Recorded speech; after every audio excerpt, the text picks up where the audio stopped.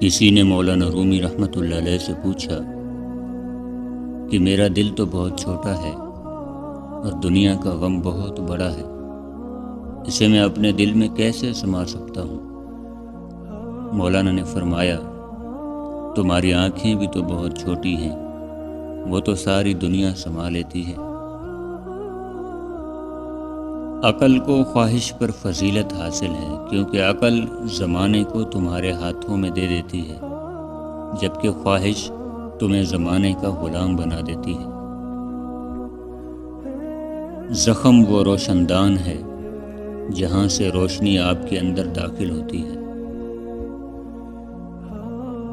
تیرا حال یہ ہے کہ اگر تجھے اللہ کی عبادت کے لیے کہا جاتا ہے تو کہتے ہو کہ اللہ غفور الرحیم ہے، بخش دے گا۔ اگر اللہ غفور ہے تو اللہ رزاق بھی ہے، رزق بھی عطا کرے گا۔ پھر رزق کے لیے کیوں تم نے رات دن ایک کر دیے ہیں؟ ماں باپ کے ساتھ آپ کا سلوک ایسی کہانی ہے جو لکھتے آپ ہیں، لیکن آپ کی اولاد آپ کو پڑھ کر سناتی۔ اچھی صورت دل کو متاثر کرتی ہے، جبکہ اچھی سیرت روح کو متاثر کرتی ہے۔ اپنا غرور اتار دو اور عاجزانہ لباس پہن لو، تم دنیا سے بڑے ہو جاؤ گے۔ آپ کی ذات آپ پر ظاہر ہوگی تمہارے بغیر۔ کھٹکھٹاؤ، وہ دروازہ کھول دے گا۔ مٹ جاؤ، وہ سورج کی طرح چمکا دے گا۔ جھک جاؤ، وہ آسمانوں جتنا بلند کر دے گا۔ کچھ بھی نہ رہو، وہ تمہیں سب کچھ بنا دے گا۔ اس کے ہو جاؤ، وہ اپنا بنا لے گا۔ گفتگو سے سمجھ بوجھ میں اضافہ ہوتا ہے، لیکن تنہائی وہ مدرسہ ہے جہاں عظیم ذہن بنتے ہیں۔ ٹوٹا ہوا دل خدا کی توجہ کھینچتا ہے، خوش نصیب ہے وہ روح جو خدا کے لیے روتی ہے۔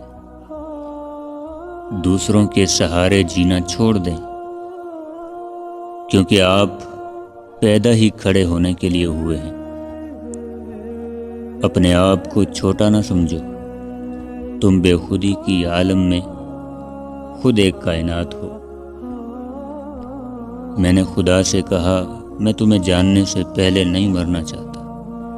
خدا نے جواب دیا، جو مجھے جان گیا وہ کبھی نہیں مرتا۔ صرف پیسہ ہی رزق نہیں، علم، عقل، ذہن، چہرہ، اولاد، ادب، اخلاق، مخلص اور ہمدرد دوست بھی بہترین رزق میں شامل ہیں۔ اس لیے ہر وقت پاک پروردگار کا شکر بجا لاتے رہو۔ قرب الہی حاصل کرنے کے لیے ترک دنیا ضروری ہے۔ اس کے لیے کسی ولی اللہ کا ہاتھ تھام لے جو تجھے تانبے سے سونا بنا دے گا۔